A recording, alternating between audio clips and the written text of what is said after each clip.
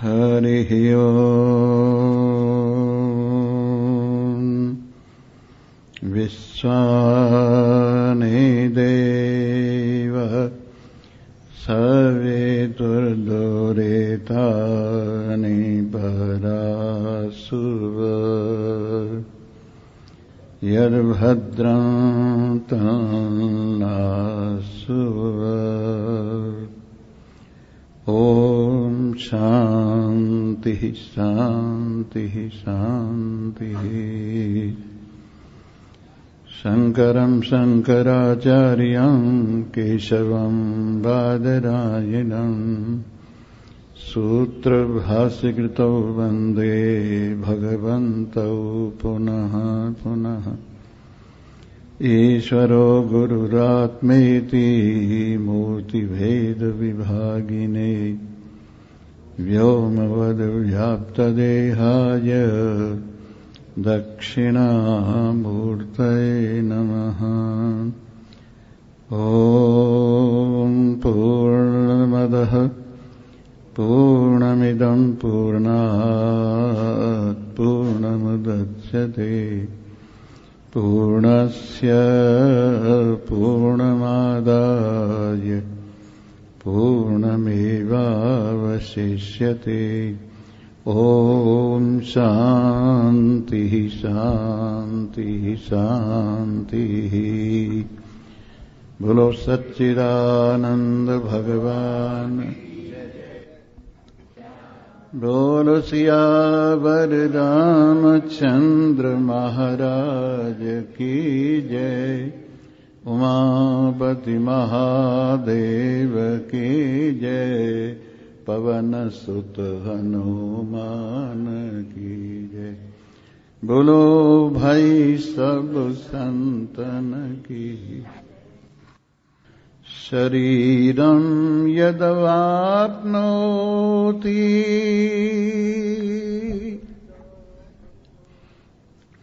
शरीरं यदवाप्नोति। बोलिए जोर से।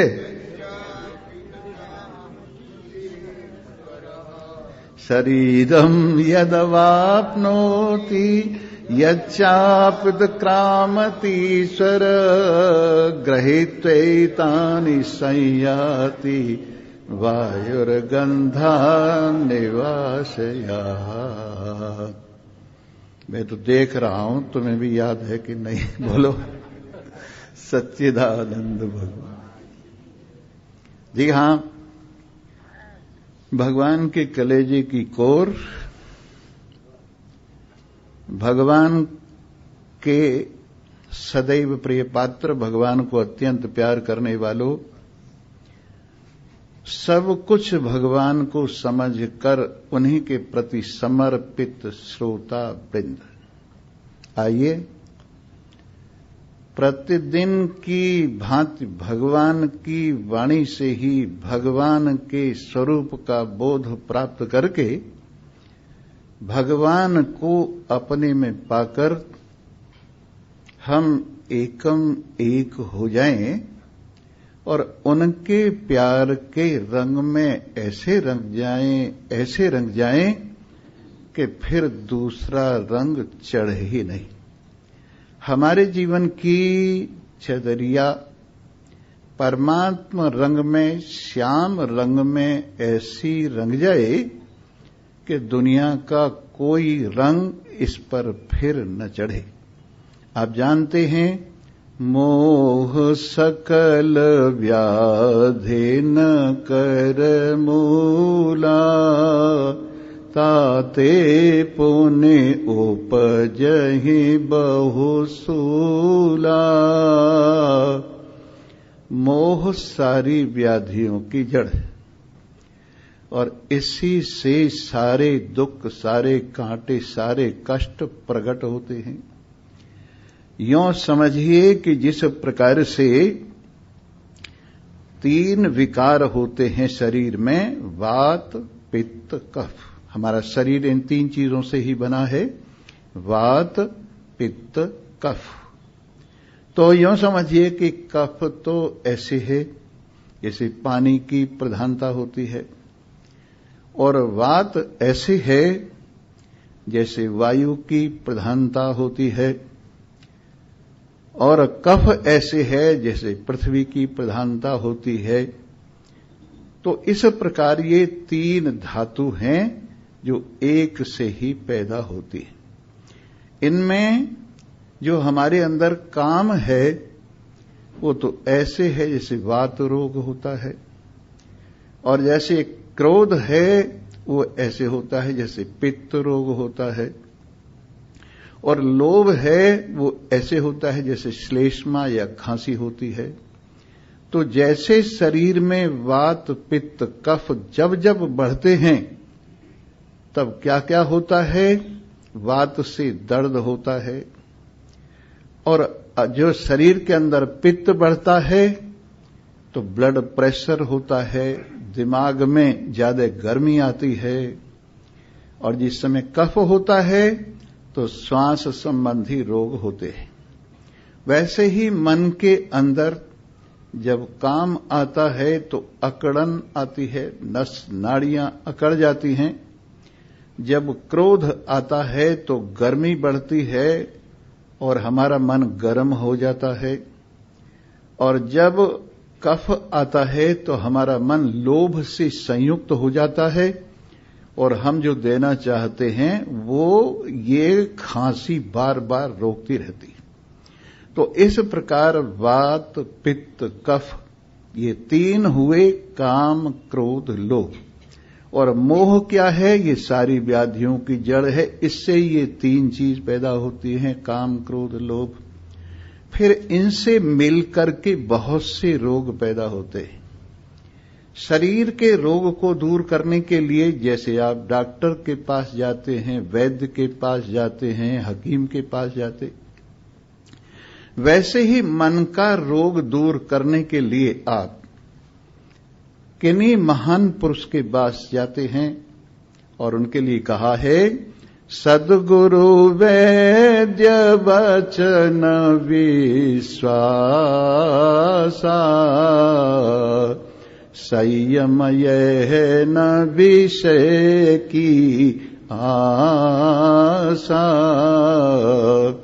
राम भगति संजीवन मूरी, श्रद्धा अति स्वाद अति रूरी, एहि विधि भल भव रोग न साई, नहीं तो कोटि जन्म नहीं जाए। हे मन के बीमार लोगों, हे मन के बीमार लोगों, मोह से सताए हुए लोगों, काम से क्रोध से लोभ से सताए हुए लोगों, और तरह तरह की अन्य मानसिक बीमारियों के सताए हुए लोगों, अगर मन की बीमारी का इलाज कर लोगे तो तन की बीमारी कोई मायने नहीं रखती। मन की बीमारी से ही तन की बीमारियां होती हैं। इसलिए मन की बीमारी का इलाज करने के लिए कोई हकीम तलाश करो, और वो कौन है? श्रेष्ठ गुरु रूपी वैद्य, जिनको आप जिनके प्रति श्रद्धा रखते हैं और जिनके वचनों में भरोसा है। परंतु एक बात मैं जरूर कहूंगा, हमारे यहां आचार्य के लक्षण कहे हैं, सद्गुरु के लक्षण कहे हैं, वैद्य के लक्षण कहे, और वो क्या हैं? जो आत्मा और परमात्मा की एकता दृढ़ाते हों, बताते हों, वो श्रेष्ठ गुरु कहलाते हैं। जो जीव और ईश्वर को महावाक्यों के द्वारा अयम आत्मा ब्रह्म, प्रज्ञानम ब्रह्म, तत्वमसि अहम ब्रह्मास्मि, इन महावाक्यों के द्वारा सच्चिदानंद ब्रह्म और जीव की एकता करते हैं, उनको श्रेष्ठ आचार्य माना है। जो द्वैतवादी लोग होते हैं जो ईश्वर और जीव को अलग अलग बतलाते हैं, वो इस जीव के दुख दूर नहीं कर सकते, वो इसको इसके वास्तविक स्वरूप का दर्शन नहीं करा सकते, इसलिए उनको आचार्य माना ही नहीं गया है। इसलिए हम सद्गुरु विशेष रूप से उसको कहते हैं जो आत्मा और परमात्मा की एकता का उपदेश करते हों।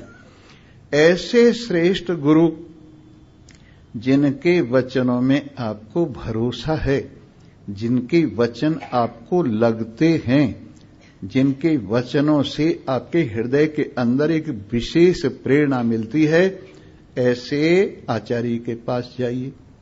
और भगवान श्री कृष्ण ने तो विशेष रूप से कहा है, तद विद्धि प्रणिपातेन परिप्रश्नेन सेवया। महान पुरुषों के पास जाइए, सबसे पहले नमस्कार कीजिए, इसके बाद सेवा कीजिए, और जब उनको प्रसन्न देखो तो प्रश्न कीजिए। तद विद्धि प्रणिपातेन, सबसे पहले नमस्कार कीजिए, इससे आपकी पात्रता का पता लगेगा, इससे आपकी नम्रता का पता लगेगा, इससे आपकी ग्रहण शक्ति का पता लगेगा, इससे आपकी गंभीरता का पता लगेगा, इससे आपकी नम्रता का पता लगेगा। इसलिए सबसे पहले प्रणाम कीजिए और फिर इसके बाद सेवा कीजिए उनको प्रसन्न करने के लिए। जैसे गाय का दूध निकालने से पहले उसको चारा दिया जाता है, हाथ फेरा जाता है, प्रसन्न किया जाता है, तब दूध देती है गाय। वैसे ही महान पुरुषों के पास जाकर उनको प्रसन्न कीजिए, और जब वो प्रसन्न हो जाएं तब प्रश्न कीजिए। प्रश्न का तात्पर्य यह है कि प्रसन्न हो आचार्य, तब उनसे प्रश्न कीजिए। और कैसे प्रश्न कीजिए? अपार संसार समुद्र मध्य समजतो मे शरणं किमस्ति गुरो कृपालो कृपया वदैतद् विश्वेशपादाम्बुज दीर्घ नौका। हे प्रभु, मैं अपार संसार सागर में डूबा जा रहा हूं, जिसमें इतना अज्ञान का पानी भरा हुआ है जिसका कोई आर पार नहीं, जिसके अंदर मोह के बड़े बड़े मगरमच्छ पड़े हुए, जिसके अंदर काम क्रोध लोभ की बड़ी बड़ी शार्क हैं। और इस प्रकार से ये भव सागर, संसार सागर, जिसमें जन्म मरण निरंतर चलता रहता है, जिसमें रोग बुढ़ापा निरंतर चलता रहता है, जिसमें द्वंद्वों की लहर बराबर उठती रहती है, इस संसार सागर में मैं अपार संसार समुद्र मध्य समजतो मे शरणम किमस्ति, मैं डूबा जा रहा हूं, कृपा करके मुझे बताइए कि मैं इससे कैसे पार हो सकता हूं। अपार संसार समुद्र मध्य समजतो मे शरणम किमस्ति गुरो कृपालो कृपया वदैतद्, कृपा करके मुझे ये रहस्य बताइए। तो वो बताएंगे इसके पार होने का तरीका क्या है। अपार संसार समुद्र मध्य समजतो मे शरणम किमस्ति गुरो कृपालो कृपया वदैतद् विश्वेश पादाम्बुज दीर्घ नौका। भगवान श्री हरि के चरण कमल। और मैं आपको एक विशेष बात बताऊं, साकार रूप से तो भगवान के चरण कमल आपने अनुभव किए हैं, लेकिन मैं विशेष रूप से चरण कमल उनको कहूंगा जिनके ऊपर सारा संसार खड़ा हुआ है। और वो चरण कमल संसार के अधिष्ठान, वो संसार के आधार, जिसके ऊपर नीचे के 7 भुवन, ऊपर के 7 भुवन, नीचे के ये 14 भुवन जिनके ऊपर कल्पित हैं, रखे हुए हैं, माने हुए हैं, ऐसे भगवान श्री हरि के चरण कमल माने स्वयं भगवान। भगवान का ज्ञान, भगवान की वास्तविकता, यही है जो संसार सागर की नाव है।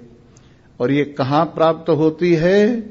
ये सत्संग में प्राप्त होती है। मुक्ति का जो महल है उसके 4 दरवाजे, मुक्ति का जो महल है उसके 4 दरवाजे हैं, सम, संतोष, विचार और साधु समागम। सम माने मन की शांति। अगर मुक्ति के महल में प्रवेश करना चाहते हो तो सबसे पहले आपका मन शांत होना चाहिए। अगर मन शांत नहीं है तो न आप कुछ सुन सकते हैं, न कुछ समझ सकते हैं, न जीवन में कुछ लगा सकते। इसलिए मन की शांति बहुत जरूरी है। ये मुक्ति के महल का एक दरवाजा है। इसके बाद संतोष। प्रारब्ध के अनुसार जो शरीर की निश्चित पहले ही बनी हुई है उसमें संतुष्ट रहिए। और आप जानते हैं संतोष जैसा धन दुनिया में कोई नहीं है। गोधन, गजधन, बाजधन और रतन धन खान, बिन संतोष ये सब धूलि के समान हैं। इसलिए संतोष होना चाहिए। संतोष वाले को शांति रहती है, संतोष वाले को राग द्वेष नहीं होते, संतोष वाला कभी बेचैन नहीं होता और भगवान के न्याय के ऊपर भरोसा करता हुआ, अपनी प्रारब्ध के ऊपर भरोसा करता हुआ, अपने भाग्य के अनुसार भरोसा करता हुआ। वेद का मंत्र आपने बहुत बार सुना है, ईशावास्यमिदं सर्वं यत किंच जगत्याम जगत तेन त्यक्तेन भुंजी था मांगधे कस्वसित धनम। इसके अंदर कहा है पहले अपनी दृष्टि से समझ, ये चराचर जगत ईश्वर से अवस्थित, ईश्वर से भरपूर, इसके ताने में भी ईश्वर हैं, इसके बाने में भी ईश्वर हैं। इस तरह से ईशावास्यमिदं सर्वम यत किंच जगत्याम जगत, जो कुछ जगती पर जगत है वो ईश्वर से भरपूर है। ये तो समझ होनी चाहिए कि सर्वम खलु इदं ब्रह्म, ये चराचर जगत एक ब्रह्म है, ब्रह्म के अतिरिक्त कुछ नहीं है। और कैसे है? एक सेठ था, उसके पास में 1.25 मन सोना था। तो उसने क्या किया? 1.25 मन सोने की संदूक बनवाई और उसकी संदूक बनवा के कोने में गाड़ दी। इसके बाद उसने देखा कि हमारे बाल बच्चे, हमारी जो संतान है, आराम से पली है, सुख से पली है, सुविधाओं से पली है, इन्होंने मेहनत नहीं की। इसलिए इनके लिए जब ये सब खा पी लेंगे तब ये संदूक काम आएगी। वो बना के गाड़ दी और बही खाते के पन्ने पे लिख दिया कि फला कोने में संदूक में 1.25 मन सोना या 100 मन सोना पड़ा हुआ है। और ऐसा कह के शरीर शांत हो गया लिख के उसको। इसके बाद बच्चों ने खूब मौज की और धीरे धीरे धीरे धीरे सब साफ कर दिया। और जब कुछ नहीं रहा तब साधुओं की याद आती है। जब तक दुनिया अपने साथ रहती है, दुनिया का माल टाल साथ रहता है, तब तक साधुओं के पास कौन आता है? फिर जब हरिओम तत्सत हो जाती है तब साधु याद आते हैं। तो एक महात्मा जो उनके पिताजी जिनके पास जाया करते थे, उनके पास गए। स्वामी जी महाराज नमस्कार। अरे तुम फला के लड़के हो क्या? कि जी हां। कमाल है यार, बहुत दिनों में दिखाई दिए हो। अजी बस क्या बताएं, ऐसे ही लगे रहे और अब तो हमारे पास कुछ भी नहीं रहा। कुछ भी नहीं रहा? तुम्हारे पिताजी तो बहुत मालदार थे और बड़े बर्तन की तो खुरचन भी काफी होती है। तुम कहीं देखो कि जी वो खुरचन भी देख ली। और जो उन्होंने लिखा था, हमने वो संदूक उठाई, उसको खोल के देखा, उसमें रत्ती भर सोना नहीं था और वो ये लिख के गए कि 1.25 मन सोना या 100 मन सोना इस संदूक में है। कहने लगे यार हमें भी दिखाओ। कहने लगे चलो। गए और उन्होंने देखा वो काली पड़ी हुई थी और उसके ऊपर ताला भी लगा हुआ था, उसमें चाबी भी रखी हुई थी। उन्होंने खोला ताला और जब उसे उठा के देखा तो उसमें कुछ भी नहीं। फिर कहने लगे अच्छा इसको तोल के देखो। एक बहुत बड़ा तराजू मंगाया गया और उसको जब तोल के देखा तो वो पूरी 100 मन की या 1.25 मन की निकली। वो उछल पड़े, कहने लगे अरे देखो 100 मन सोना संदूक में है। बोले कहां है? कि सारी सोना है, इसका ऊपर वाला पल्ला भी सोना है, नीचे वाला पल्ला भी सोना है, इसका ताला भी सोना है, इसकी चाबी भी सोना है, सब कुछ ये तराजू, ये कहना चाहिए संदूक पूरा सोना है। वैसे ही मेरे मित्रों ये पूरा संसार, भगवान संसार में है, सबके हृदय में रखा हुआ है, सबकी संदूक में रखा हुआ है, पर हम संदूक खोल खोल के देख रहे हैं, कुछ नहीं मिल रहा है। कभी आकाश में देखते हैं, कभी हम वायु में देखते हैं, कभी हम अग्नि में देखते हैं, कभी हम जल में देखते हैं, कभी हम पृथ्वी में देखते हैं, कभी अपंचीकृत 5 भूतों से बने हुए सूक्ष्म शरीर में देखते हैं, कभी पंचीकृत स्थूल शरीर में देखते हैं, लेकिन परमात्मा कहीं भी नजर नहीं आता। आपको मालूम होना चाहिए सर्वम खल्विदम ब्रह्म, ये सब कुछ जो कुछ है परमात्मा ही है। आकाश परमात्मा है, वायु परमात्मा है, अग्नि परमात्मा है, जल परमात्मा है, पृथ्वी परमात्मा है और इनसे बना हुआ सारा खेल परमात्मा है। और ये कैसे है ये मैं आपको बताऊंगा। देखिए संसार के बनने से पहले एक निर्विकार नारायण सच्चिदानंद ब्रह्म ही होता है और कुछ नहीं होता।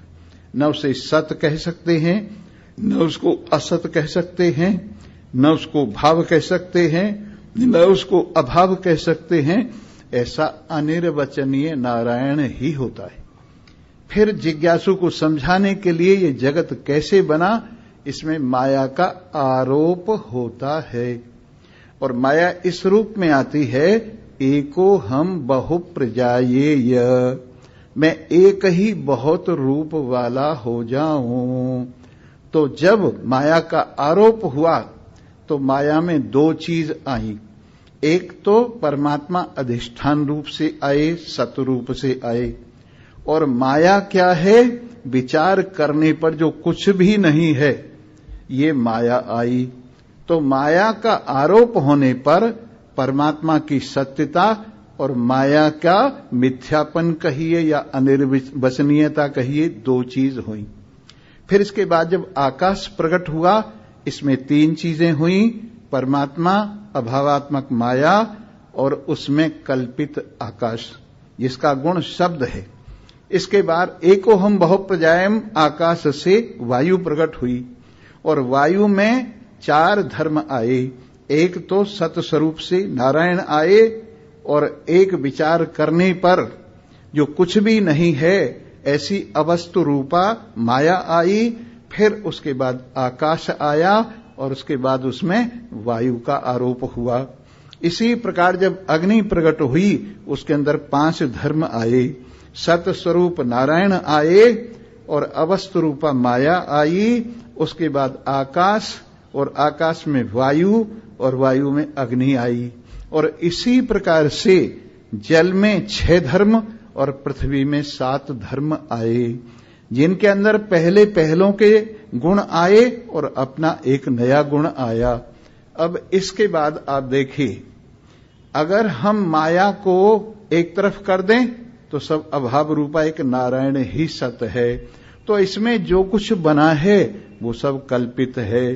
पूरे संसार में परमात्मा जो अधिष्ठान है जिसमें ये सब कल्पित है वो तो सत्य है और बाकी सब माया है, मिथ्या है विचार करने पर। इसलिए सर्वम खल्विदम ब्रह्म, ये सब कुछ एक ब्रह्म ही है। नेह नानास्ति किंचन, यहां पर अनेकपना कुछ भी नहीं है। मृत्यु से मृत्युम आपनोति यह इह नानेव पश्यति, जो यहां पर अनेकपना देखता है बराबर मृत्यु से मृत्यु को प्राप्त होता है। इस प्रकार से विचार करने पर ईशावास्यमिदं सर्वम यत् किंच जगत्याम जगत, जो कुछ जगती पर जगत है वो सब ईश्वर के सिवाय कुछ भी नहीं है, ईश्वर ही सब में विराजमान है। ये तो हुई समझ। इसके बाद रहना कैसे चाहिए संसार में? तेन त्यक्तेन भुंजी था। ये सब कुछ नारायण का है, ये सब कुछ परमात्मा का है, हमसे पहले ही विराजमान, हमारे शरीर से पहले ही विराजमान है, इसलिए ये उसका है, ये समझ के भोग लगाना चाहिए। इसमें मेरा कुछ भी नहीं है, ये समझ के भोग लगाना चाहिए। तेन त्यक्तेन भुंजी था। जैसे धर्मशाला में आप ठहरते हो तो धर्मशाला का जो माल है सब धर्मशाला के मालिक का है, उसमें नौकर चाकर सब धर्मशाला के हैं, आप वहां बस ठहरने के लिए हैं। आराम से उसका उपयोग कीजिए, अपना उसमें से धर्मशाला के माल में से कुछ भी मत समझिए। वैसे ही सब कुछ नारायण का है, उसका दिया हुआ है, प्रारब्ध के अनुसार दिया हुआ है, भाग्य के अनुसार दिया हुआ है। इसलिए तेन त्यक्तेन भुंजी था, इसमें मेरा कुछ भी नहीं है, ये सब नारायण का है। इस त्याग भावना से इसका भोग लगाना चाहिए, अपना कुछ भी नहीं समझना चाहिए। तेन त्यक्तेन भुंजी था मां गृह कस्य धनम। एक तो इसका ये अर्थ है किसी के धन की लालच नहीं करना चाहिए। जो तुम्हारे भाग्य में है, जो तुम्हारी प्रारब्ध है, जो परमात्मा ने हिसाब से दिया है, उसमें संतुष्ट रहना चाहिए और किसी और के धन की लालच नहीं करनी चाहिए। बोलो सच्चिदानंद। तेन त्यक्तेन भुंजी था मां गृह कस्य धनम। और अपने वाले की भी लालच नहीं करनी चाहिए, क्योंकि ये भी हमारा नहीं है, यही मिला है और यही रह जाएगा। इसलिए हमें लालची होकर नहीं, काम चलाऊ समझकर इस संसार से काम चलाना चाहिए, अपना कुछ भी नहीं समझना चाहिए। क्या बेवकूफी है कि है माल तो किसी का, अभिमान है हमारा, ये माल तो किसी का, अभिमान है हमारा। ये माल तो सब नारायण का है, पर अभिमान हमारा है। इसलिए तेन त्यक्तेन भुंजी था मां गृह कस्य धनम। दूसरे के धन की लालच नहीं करनी चाहिए, बल्कि अपने धन को भी कल्पना मात्र, मिथ्या मात्र, पूर्व स्थित समझकर इसका भी लालची नहीं होना चाहिए। तो इस प्रकार जब आप ये समझ जाते हैं जो बात चल रही थी, तो आप इस संसार के रोग से ऊपर उठने लगते हैं और कुछ भी अपना नहीं समझते। तो बात चल रही थी सद्गुरु की। तो सद्गुरु ये समझाते हैं कि ये सब खेल खयाली है बाबा, क्यों शोक मनाता है। सब खेल खयाली है बाबा, क्यों शोक मनाता है। आना जाना सब धंधा, तू है ख्याल से बंधा। आना जाना सब धंधा, तू है ख्याल से बंधा। ये बंधन जाली है बाबा, क्यों शोक मनाता है। ये बंधन जाली है बाबा, क्यों शोक मनाता है। इसलिए शोकम तरती आत्मविद। आत्मवेदता शोक से परे हो जाता है। मरे हुए मर रहे हैं, फिर शोक किस बात का है। निबटे हुए निबट रहे हैं, फिर शोक किस बात का है। कल्पित संसार ही निबट रहा है, फिर शोक काहे का है। स्वप्नवत संसार ही समाप्त हो रहा है, फिर शोक काहे का है। सब खेल ख्याली है, बाबा क्यों शोक मनाता है। और ये काम अपने शरीर से शुरू करना चाहिए, क्योंकि शरीर में सबसे अधिक ममता है। और इसको कि देह मैं हूं, ये जो देहाध्यास है, इसी से सारा संसार बंधा हुआ है। लेकिन धीरे धीरे आप ब्रह्म अभ्यास बढ़ाइए। अहम ब्रह्मास्मि ये अभ्यास ब्रह्म अभ्यास है। देहो हम ये अध्यास है, नासमझी है। इस अध्यास को दूर करने के लिए क्या बढ़ाना है? आत्म अभ्यास बढ़ाना है, अहम ब्रह्मास्मि का भाव बढ़ाना है। इस प्रकार अगर आप करेंगे तो काम हो जाएगा। तो सद्गुरु वैद्य वचन विश्वास, जो इन बातों को बताते हैं अपनी आत्मता को, वो श्रेष्ठ गुरु हैं। उनके वचनों में आपको भरोसा होना चाहिए। और संयम यह न विषय की आशा। दवा खाने से पहले आपको परहेज बताते हैं। दवा तो है तिल्ला भर और परहेज है पतीला भर। दवा कितना है? तिल्ला भर, और परहेज है पतीला भर। तो दवा तो यही है, अहम ब्रह्मास्मि ये दवा है। और परहेज क्या है? विषय की आशा न करना, इच्छा न करना। जो आता है आए, नहीं आता है तो खसमानू खाए। अगर आता है तो आए और नहीं आए तो न आए। हमें गुलामी नहीं करनी, हमें गुलामी नहीं करनी है। संसार का इंतजार नहीं करना है कि कब मिलेगा कब मिलेगा। 4 दिन तो इंतजार करो और फिर 4 दिन बाद मिले उसकी रखवाली करो, फिर 4 दिन बाद चला जाए, रोते रह जाओ। संसार ऐसा है। इस प्रकार से हमें चाहिए कि जो कुछ शरीर की प्रारब्ध है और समय के हिसाब से प्रारब्ध से ज्यादा नहीं मिलेगा और समय से पहले नहीं मिलेगा। ये गांठ बांध लो बात कि प्रारब्ध से ज्यादा नहीं मिलेगा और समय से पहले नहीं मिलेगा। इसलिए हमें चाहिए कि विषयों की आशा न करें, इच्छा न करें।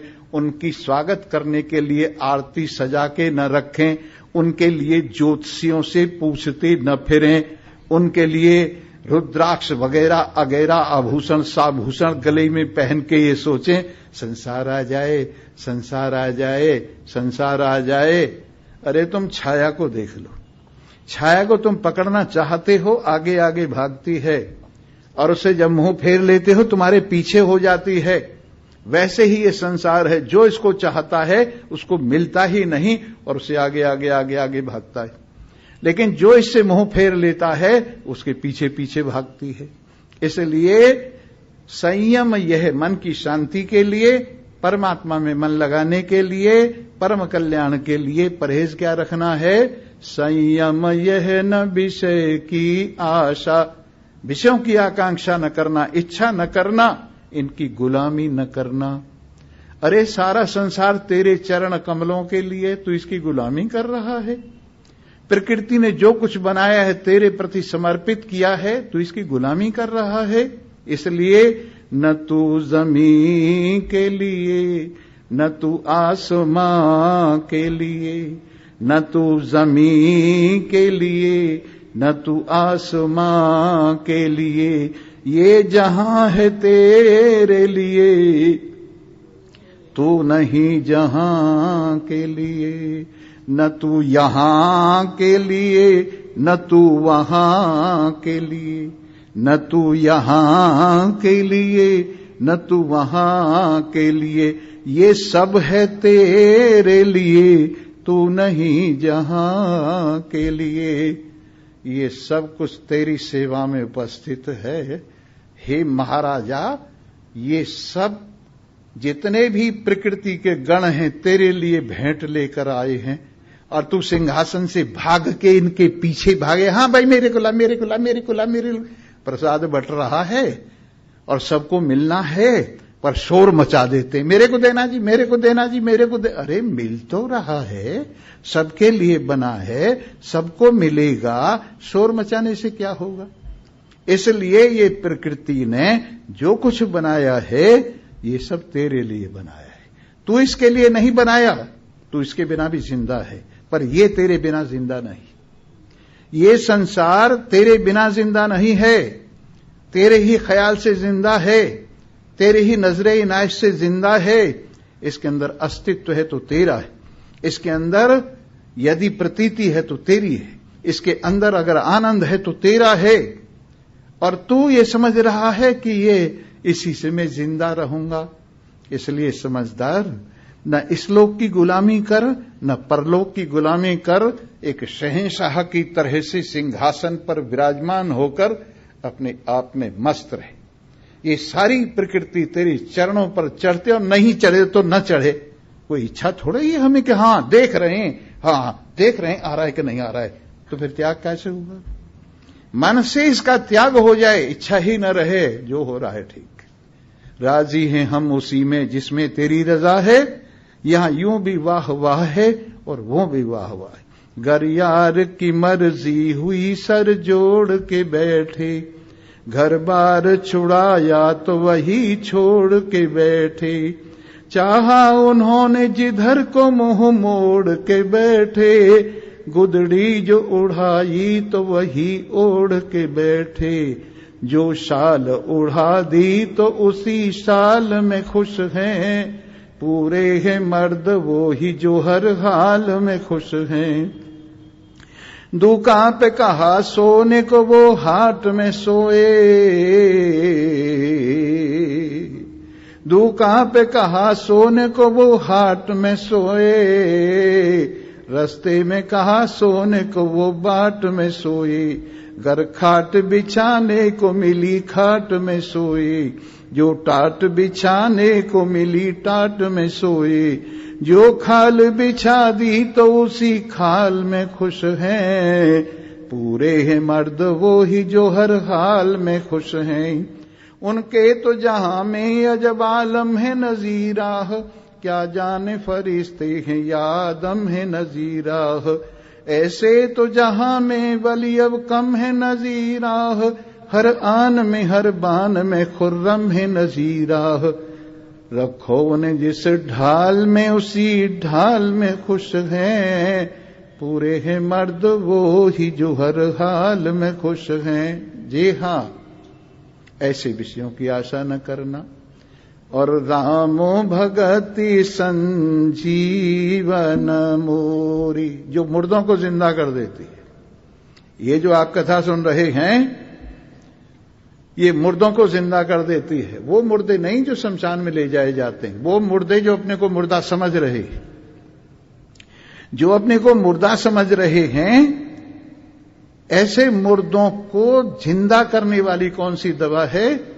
ये भगवान का प्रेम, भगवान की भक्ति, आत्मा का ज्ञान बिल्कुल ठीक मुर्दों को जिंदा कर देता है। जो अपने को जड़ समझते हैं उनमें चेतनता ले आता है, जो अपने को अंधेरा समझते हैं उनमें उजाला आ जाता है, जो अपने आप को मृत्यु वाला समझते हैं वो अमर हो जाते हैं, जो अपने आप को संगवान समझते हैं तो वो असंग हो जाते हैं।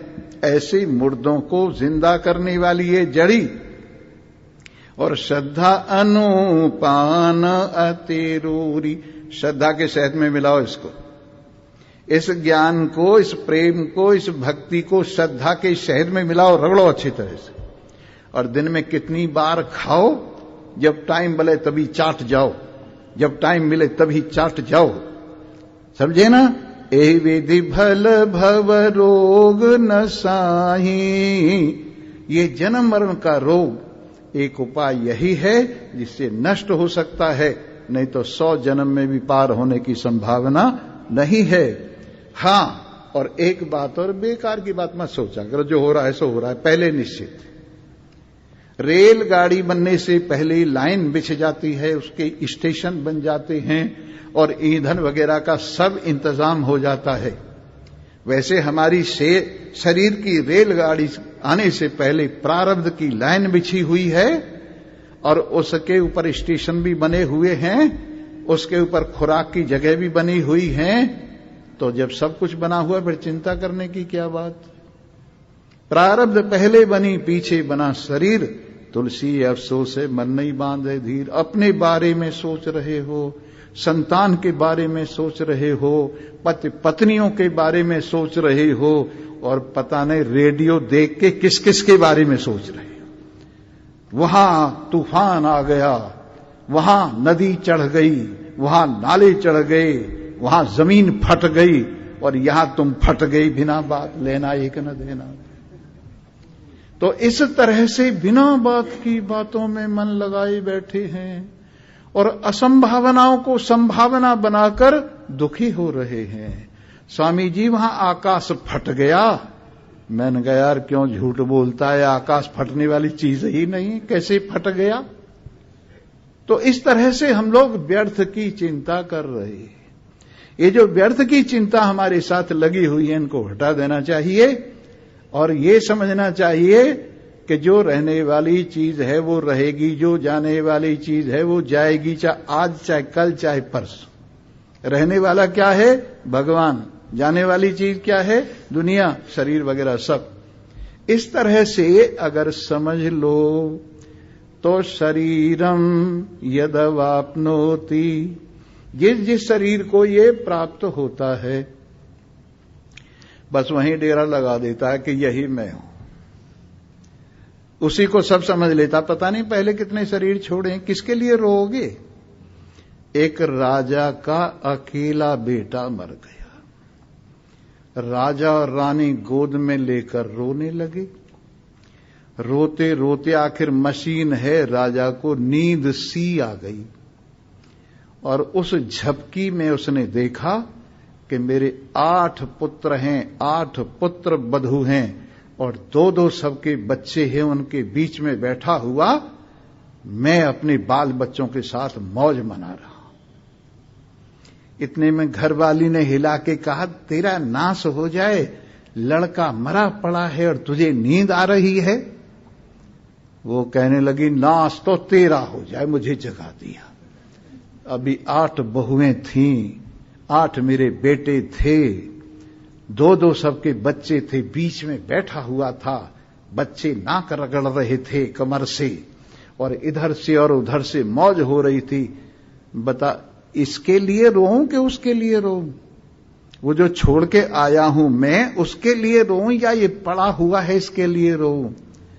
तो मेरे मित्रों, जो स्वप्न में देखते हो और ये जो देख रहे इसमें कोई फर्क नहीं। ये और वो दोनों स्वप्न हैं। जैसे राजा जनक ने स्वप्न देखा, राजमहल में सोए सोए सुंदर, कमरे में सोए सोए सुंदर, वस्त्र नीचे और ऊपर लेकर सोए सोए स्वप्न देख रहे हैं कि मैं एक जंगल में भटक गया हूं, भूख के मारे मेरे प्राण निकल रहे हैं। जैसे तैसे एक क्षेत्र में पहुंचा तो रोटी पर दाल रख रख के सबको बांट रहे थे। मेरे हाथ पे भी रोटी और दाल आई, मैं बड़ा खुश हुआ। इतने में एक चील आई, उसने झपट्टा मारा, रोटी और दाल दोनों गिर गई, मेरी आंखें खुल गईं। वो सही है कि ये सही है जो अब देख रहा हूं? महल में बैठा हूं और वहां जो जंगल में फिर रहा था, मुश्किल से रोटी मिली, उसे भी चील फेंकवा गई। दोनों में से कौन सी चीज सही है? तो अष्टावक्र जी ने कहा ना ये सही है न वो सही है। अगर वो सही होती तो ये क्यों आती, और ये सही होती तो वो क्यों आती? इसलिए कितने दृष्टांत हैं। अर्जुन कहने लगे कृष्ण भगवान को, मुझे अभिमन्यु को एक बार दिखा दो, मेरा बेटा अभिमन्यु, उसके लिए मैं बड़ा तड़प रहा हूं। अरे जाने दे, क्यों तड़प रहा है? ये सब कुछ नहीं है। बोले नहीं, एक बार दिखा दो। अच्छा आंखें बंद कर। जब आंखें बंद करते हैं तो दूसरा लोक दिखाई देता है, जब आंखें खोलते हैं तो ये लोक दिखाई देता है। आंखें बंद करवा दी। आंखें बंद होते ही अर्जुन एक महल में पहुंचा और वहां अभिमन्यु जितने साल का मरा था उतना ही बड़ा। ये भी महिमा अपार है। बिल्कुल वैसे का वैसा ही बैठा हुआ एक रानी के साथ सार पासे खेल रहा है, चौपड़ वगैरह खेल रहा है। बेटा अभिमन्यु बोला ही नहीं, बेटा अभिमन्यु बोला ही नहीं। फिर हाथ लगा के कहा, बेटा अभिमन्यु? कौन अभिमन्यु? तेरा दिमाग खराब हो गया है? क्यों बेचैनी पैदा कर रहा है? कहने लगे, बेटा तू पिछले जन्म में अभिमन्यु था, मैं तेरा बाप अर्जुन हूं, स्मरण कर। स्मृति आई, कहने लगे तू पागल है। कितनी बार मैं तेरा बाप हुआ हूं, तू मेरा बेटा हुआ है। कितनी बार तू मेरा बाप हुआ है, मैं तेरा बेटा हुआ हूं। ये सब स्वप्न है और कुछ नहीं है। अगर थोड़ा सा अगर इस बात का विचार करो तो कुछ भी नहीं, दुख इतनी देर का है। दुख नासमझी का नाम दूसरा दुख है, अन्यथा ख्याल का नाम दूसरा दुख है, अज्ञान का नाम दूसरा दुख है। और अगर थोड़ा सा अपने आप में जागृति हो तो दुख नाम का कोई पदार्थ नहीं है। इस तरह से उत्क्रामंतम शरीरम यदवाप्नोति, जो इस शरीर को प्राप्त होता है, यद उत्क्रामतीश्वर, और जहां यहां से उठ करके दूसरी जगह जाता है, कभी यहां मेरा है मैं हूं समझता है, कभी वहां मेरा है और मैं हूं समझता है। इस तरह से यहां मैं हूं और मेरा और वहां मैं हूं और मेरा, ये दोनों मिथ्या है। शरीरम यदवाप्नोति यच्चाप उत्क्रामतीश्वर गृहीत्वा एतानि संयाति। 5 ज्ञानेन्द्रिय और मन यानी सूक्ष्म शरीर, इनको यहां से लेकर जाता है और दूसरी जगह डेरा जमा देता है। इस तरह से गृहीत्वा एतानि संयाति वायुर्गंधा निवासयात, जैसे वायु गंध को उड़ाकर ले जाती है, बिल्कुल ठीक शरीर में से ये सूक्ष्म शरीर को उठाकर दूसरे शरीर में पहुंच जाता है। और इस तरह से पुनरपि जननम पुनरपि मरणम पुनरपि जननी जठरे शयनम इह संसारे खलु दोस्तारे कृपया पाहे पारे मुरारे भज गोविंदम गोविंदम भज मूढ़।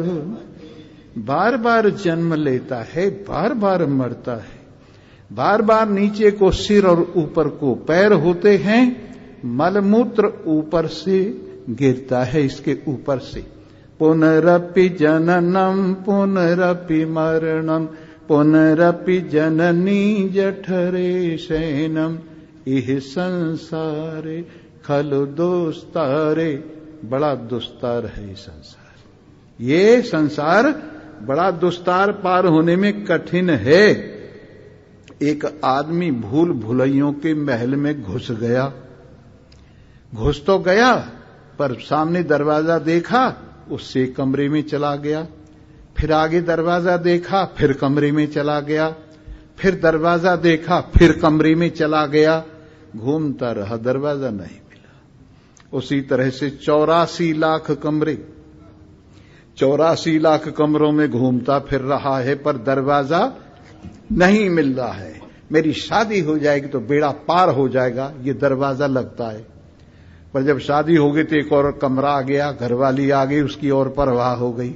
बच्चे हो जाएंगे फिर कल्याण हो जाएगा, फिर एक और दरवाजे से फिर एक नए कमरे में घुस गई। धन हो जाएगा तो कल्याण हो जाएगा। दरवाजा समझने पर होता कमरा है। दरवाजा कहां है? अरे जहां तुम खड़े हो वहां दरवाजा है, वहां ठोकर मारो। अपनी मैं के नीचे दरवाजा है, वहां ठोकर मारो। अपने अहं के नीचे दरवाजा है, वहां ठोकर मारो। और तुम्हारे में से ही दरवाजा तुम्हारी ओर खुलेगा, बाहर की ओर खुलने वाला नहीं। जब अपनी ओर दरवाजा खुलेगा तो आपको पता चलेगा कि आप 84 लाख पार कर गए। आपको पता लगेगा कि 84 लाख पार कर गए।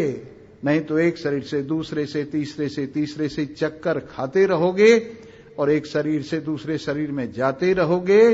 इसलिए ऐसी हिम्मत करो कि अब के बेड़ा पार हो जाए।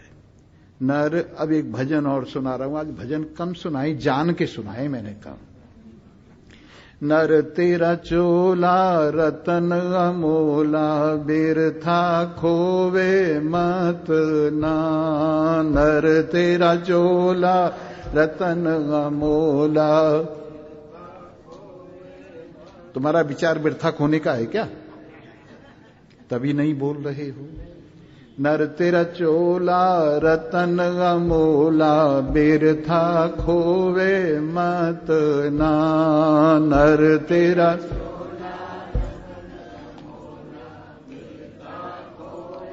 अभी आधों का खोने का विचार है और आधों को नहीं खोने का विचार है। एक दफे एक उपदेशक गया, पैसे लेके गया था और उपदेश देने लगा। हाँ भाई, क्या समझे? लोगों ने कहा कुछ कहा ही नहीं, तो क्या समझे? कुछ नहीं समझे, बस इतना भी नहीं समझे, उठ के चला गया। दूसरे दिन आया, बोलो क्या समझे? सब कहने लगे कि समझ गए, कि फिर मेरी क्या जरूरत है। फिर दूसरे दिन चला गया। फिर तीसरे दिन आधों ने कहा समझ गए, आधों ने कहा नहीं समझे, कि जो समझ गए ना समझों को समझा दो। बोल सियापति रामचंद्र।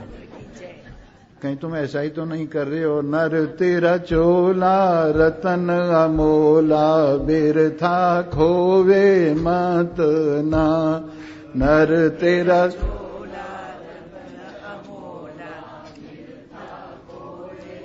मैं हंसी हंसी में समझा रहा हूं। क्या समझा रहा हूं? नर तेरा चोला रतन अमोला, बिरथा खोवे मत ना। नर तेरा चोला रतन। भाई तुझे देह मिली है नर की, कुछ तो भक्ति कर ले हर की। भाई तुझे देह नर की, कुछ तो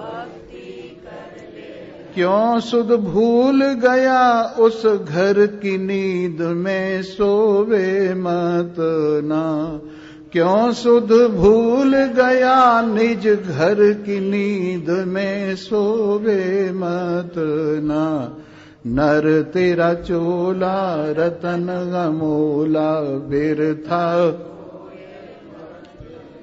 नर तेरा चोला रतन अमोला, बिरथा।